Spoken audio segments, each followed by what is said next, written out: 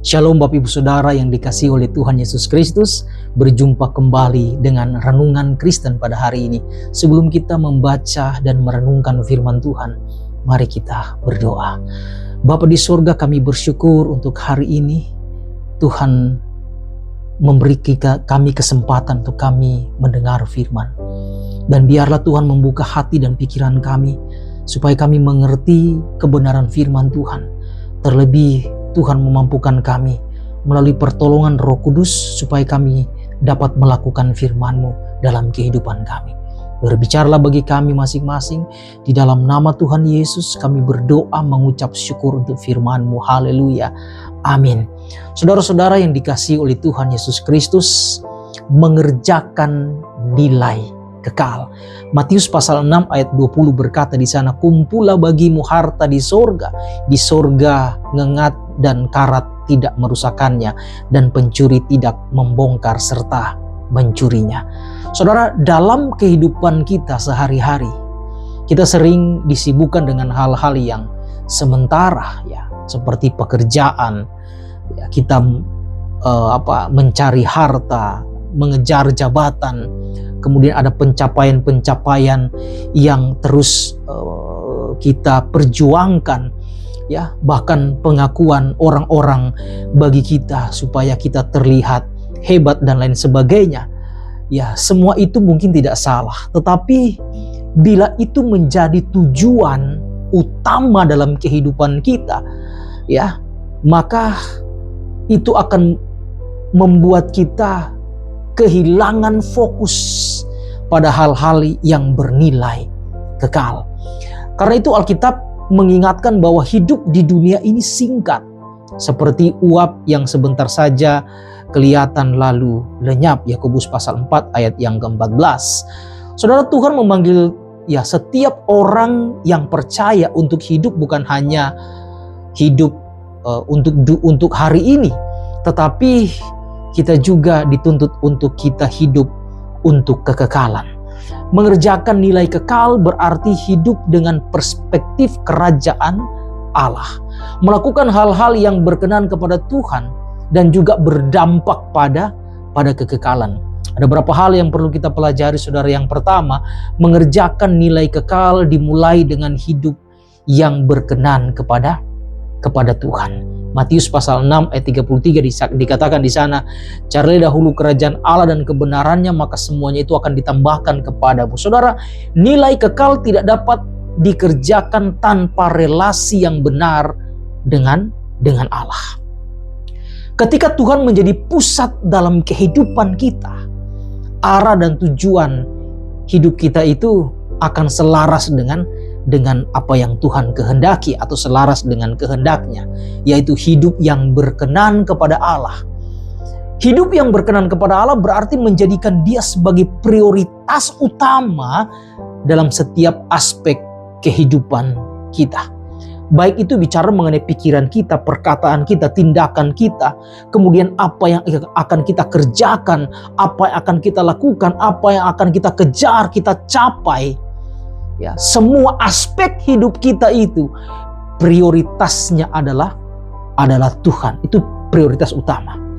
Karena itu saudara-saudara dikasihi oleh Tuhan, yang menjadi pertanyaan, apakah keputusan-keputusan kita lebih didasarkan pada kehendak Tuhankah atau kepada kenyamanan, kepentingan pribadi kita?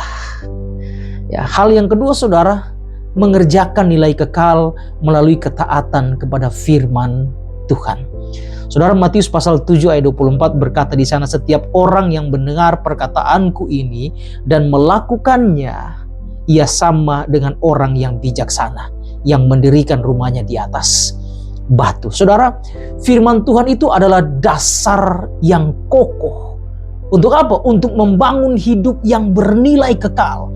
Jadi kehidupan untuk memiliki nilai yang kekal itu harus didasarkan oleh kebenaran firman Tuhan.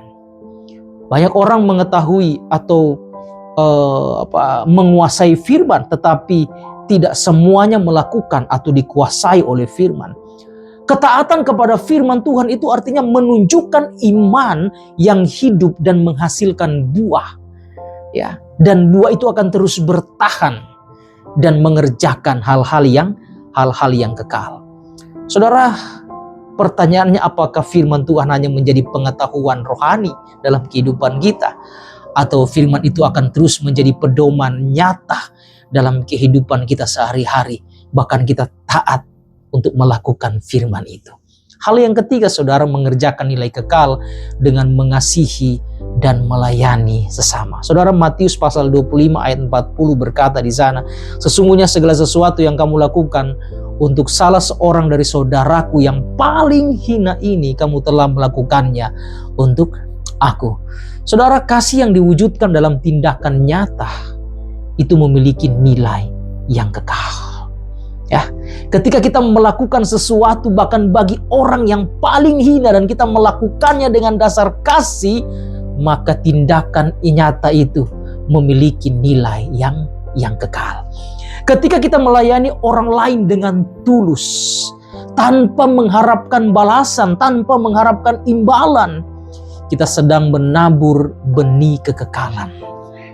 Ya, pelayanan kecil apapun yang kita lakukan, jika kita lakukan itu dengan kasih Kristus dan itu sangat berharga di mata Tuhan, maka itu sedang melakukan atau mengerjakan nilai yang kekal. Apapun, saudara, Tuhan percayakan kita untuk melayani di tengah-tengah gereja yang kecil, atau Tuhan mempercayakan mungkin pelayanan yang lebih besar lagi, ya, tantangan mungkin lebih besar.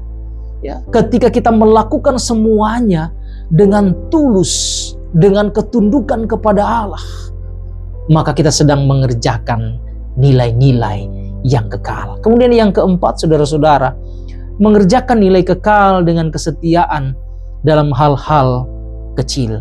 Lukas pasal 16 ayat 10 berkata di sana, barang siapa setia dalam perkara-perkara kecil, ia setia juga dalam perkara-perkara besar. Saudara, Tuhan tidak hanya melihat hal yang besar yang kita lakukan, tetapi juga Tuhan melihat kesetiaan kita terhadap hal-hal yang kecil. Ketika kita setia dengan perkara yang kecil, ketika kita setia dengan pelayanan yang Tuhan percayakan, dengan memulai hal yang kecil, maka Tuhan akan mempercayakan pelayanan atau hal yang besar bagi kita. Karena apa? Karena kesetiaan kita itu. Saudara, kesetiaan dalam tanggung jawab sehari-hari di tengah keluarga, kesetiaan dan tanggung jawab kita dalam pekerjaan, kesetiaan dan tanggung jawab kita dalam usaha, dalam pelayanan adalah bagian yang kecil mungkin, dan itu memiliki nilai yang kekal.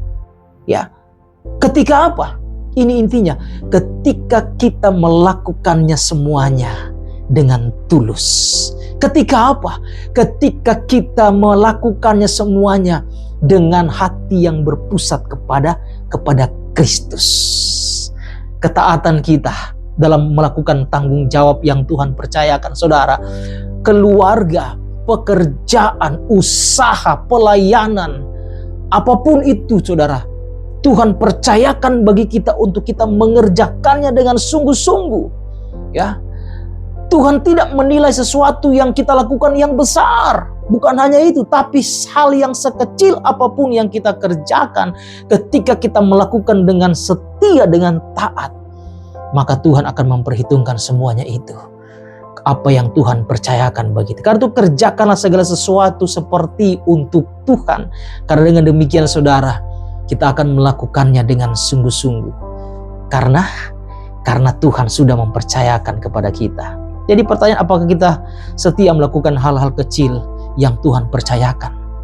Atau ya kita merasa kecewa dengan hal-hal yang kecil itu?